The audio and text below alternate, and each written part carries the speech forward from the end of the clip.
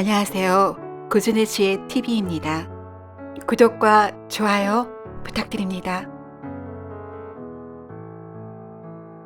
어느 하루만 양반가 희미한 간솔 불빛이 부부의 어려운 살림을 밝혀주고 있었다. 병색이 완연한 창백한 낯빛의 아내가 힘없이 혼잣말을 중얼거린다. 에휴, 일을 어쩌나.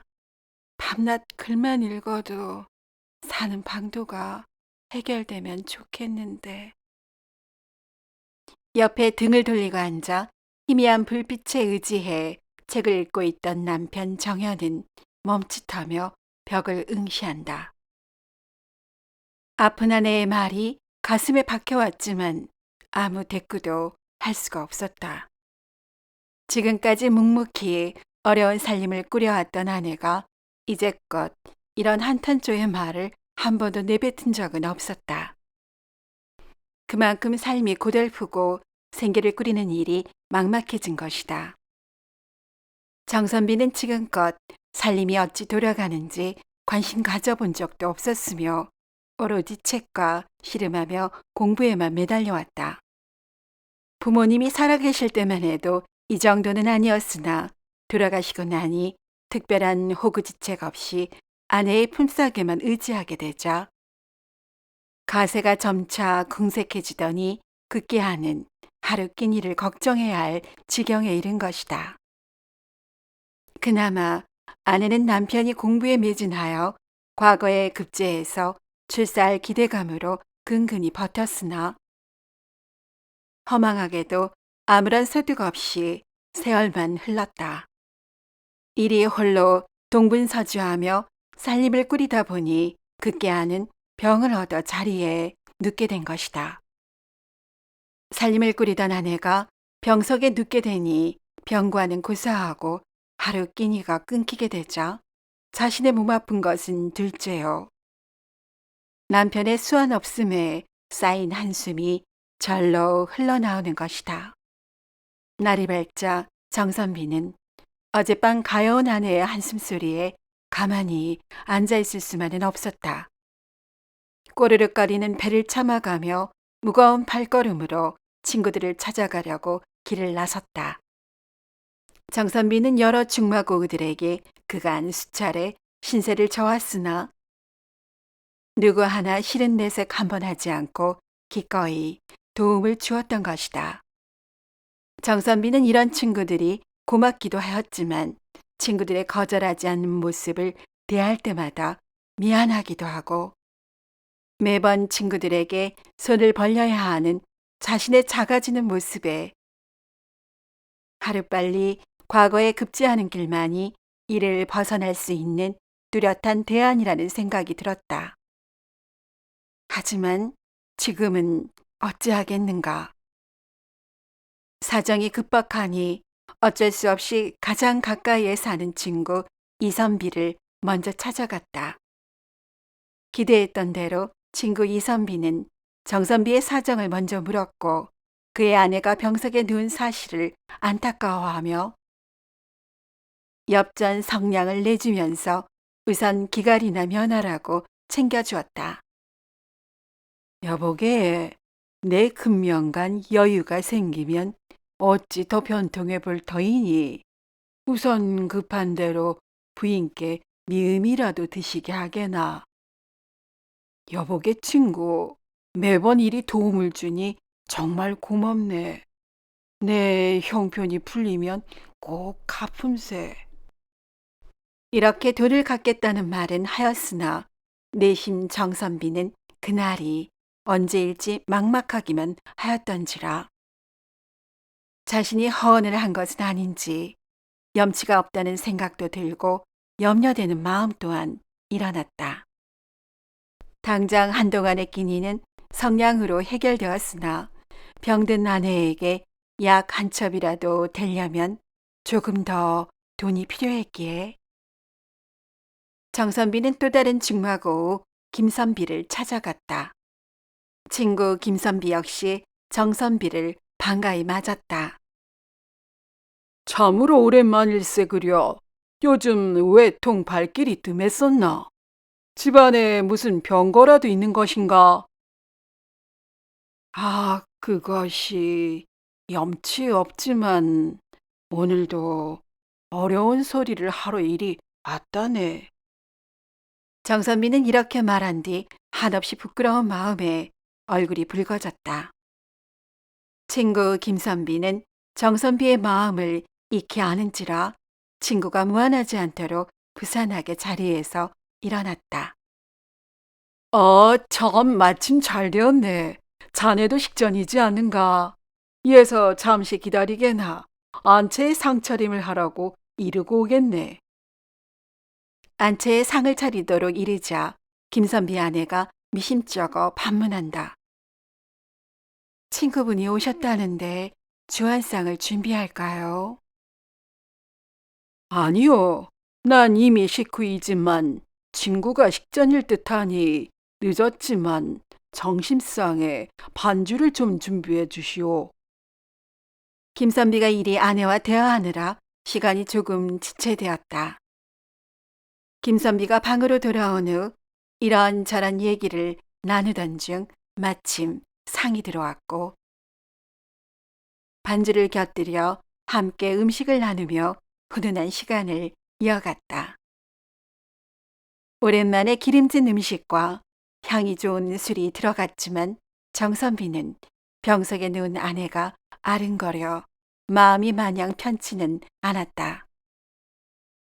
상을 물린 후에 정선비가 말을 꺼내려는 듯 주저하다 잠시 정적이 흐른 후 간신히 용기를 내어 말을 꺼냈다.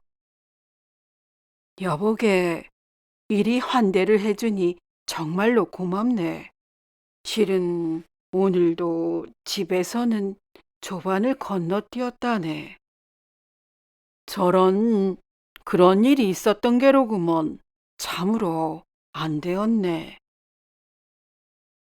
이리 말하고 친구 김선비는 주저없이 옆에 놓인 책장에 서랍을 열었다. 정선비는 김선비가 매번 그 서랍에 돈을 넣어둔다는 것을 알았으니 친구가 서랍을 여는 이유 또한 짐작되었다. 친구가 베풀려는 호의에 잠시 부끄러움이 밀려왔지만 이번에 빌린 돈으로는 아내에게 약 한 첩이라도 될 수 있다는 생각에 기대감도 들었다. 그런데 어찌된 일인지 김선비는 고개를 갸우뚱하며 연신 서랍 안을 더듬다가 친구 정선비를 의아한 얼굴로 쳐다본다.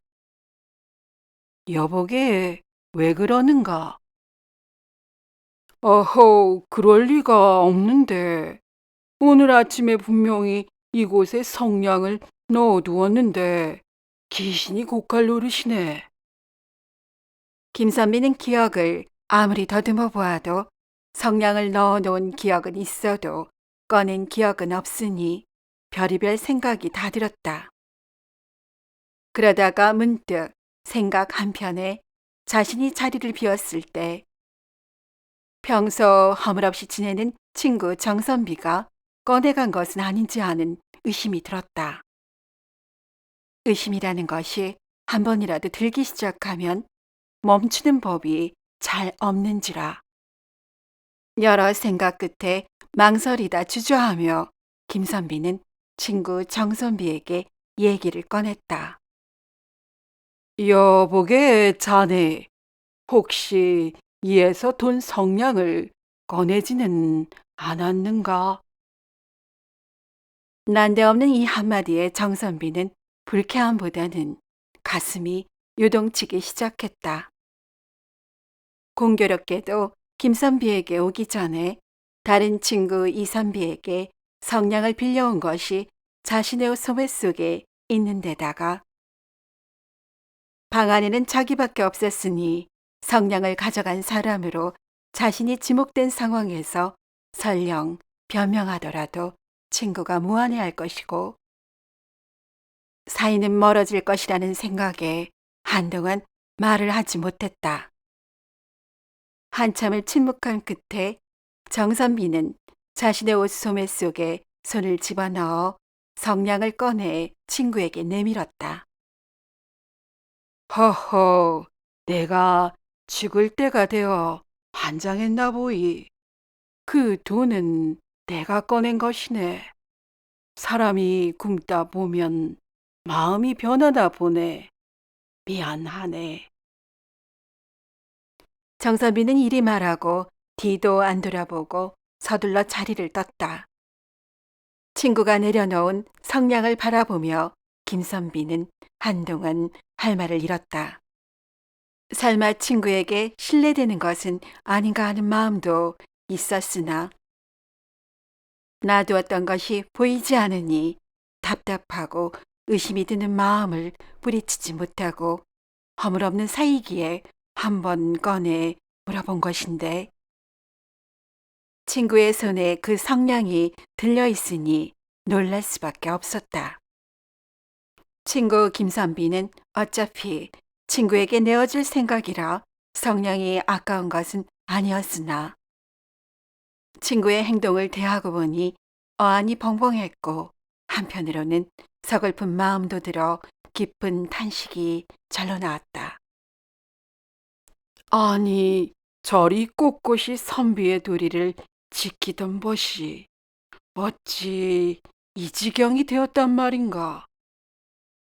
김선비는 안타까운 마음은 마음 깊이 응어리처럼 자리 잡아 쉬 풀어지지 않았으며 다른 친구들을 만날 때마다 소외를 감출 수가 없었다. 어허, 어찌 그런 일이. 그리 반듯하던 친구가 그리 변할 수가. 김선비의 소회를 들은 다른 친구들은 하나같이 위구동성으로 혀를 차며 변해버린 친구 정선비를 안타까워하였다. 한편 정선비는 내키지는 않았지만 어쩔 수 없이 친구에게 손을 벌리러 나갔다가 오히려 얻은 돈 성냥까지 없어지고 억울한 운명까지 뒤집어 쓰게 되었으니 참담한 마음이야 이루 다 표현할 수 없었다. 세상 일이 모두 쓸데없다는 생각도 들어 헛헛함이 밀려왔다. 축 처진 어깨를 하고 쓸쓸히 집으로 들어오니 기대감에 찬 시선으로 병든 아내가 자신을 바라본다. 아내의 시선을 피한 채 정선비는 아무 말 없이 조용히 책 몇 권을 가지고 장터로 나갔다. 아끼는 책이었지만 병든 아내를 두고 볼 수 없었기에 얼마간의 돈을 받고 책을 팔았다.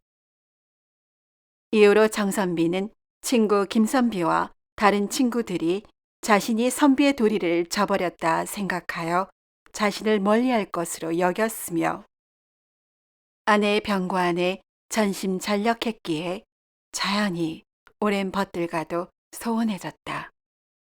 친구들 역시 더 이상 정선비를 찾지 않았다.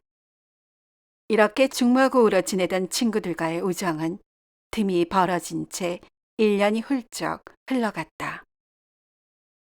그러던 어느 날 친구 김선비가 하인들을 시켜 자신의 사랑방 소지를 분부하고 잠시 마당에 서 있었는데 젊은 하인 하나가 손에 엽전 성냥을 들고 나와 내밀었다. 얘야, 어인 돈인데 이리 내미는 게냐? 주인날은 책장을 소재하는 중에 서랍 안쪽에 떨어져 있었습니다요. 뭐라? 아니, 성냥이 아니더냐. 이게 어찌.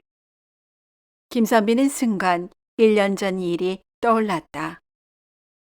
그때 넣어둔 성냥이 서랍 너머로 떨어진 것을 모르고 친구 정선비가 꺼내간 것으로 오해한 것과 이러한 정황을 다른 친구들에게 얘기까지 한 것을 깨닫게 되자 김선비의 얼굴은 노래지다 하얘지다 하였다. 아, 불사. 내가 크나큰 실수를 하고 말았구나. 그리 생사람을 잡았으니 이 잘못을 어찌할꼬. 어찌 그 친구 얼굴을 대한단 말인가.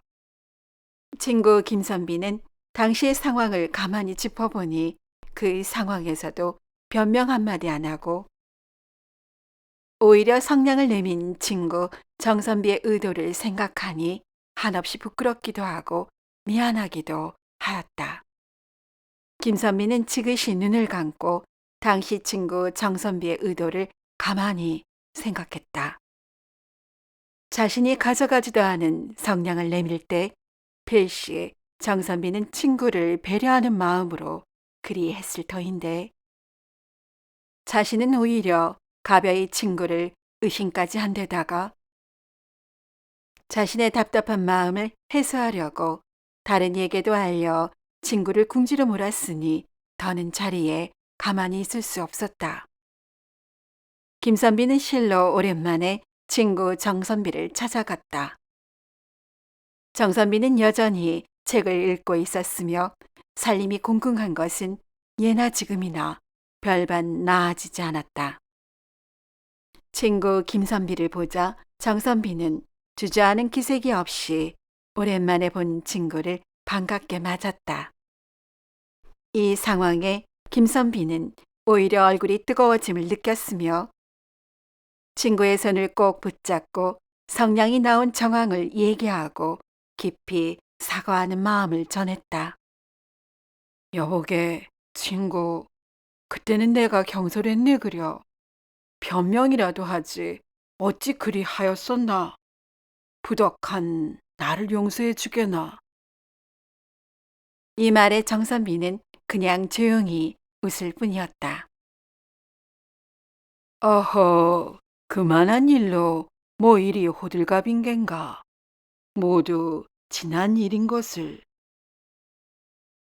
두 친구는 오랜만에 만나 지난 해포를 풀었으며 김선비는 성량에 더하여 얼마간의 돈을 억지로 떠넘기고 돌아갔다. 그 길로 김선비는 다른 친구들을 일일이 찾아가 자신이 오해한 정황과 자신을 배려한 정선비의 뜻을 알렸다. 다른 친구들 역시 친구 정선비를 찾아와 그간 오해한 것을 미안해했으며 십시일반으로 도움을 주었다. 친구들과의 관계를 다시 회복한 정선비는 무거웠던 마음이 홀가분해졌으며 친구들의 도움 덕분에 어느 정도 살림의 숨통이 트여 글 공부에만 전념하게 되니 과거에 급제하였다.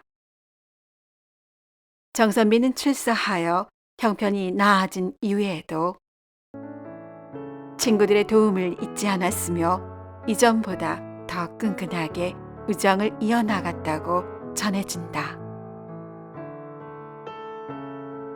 오늘도 이야기를 시청해 주신 여러분께 감사드립니다.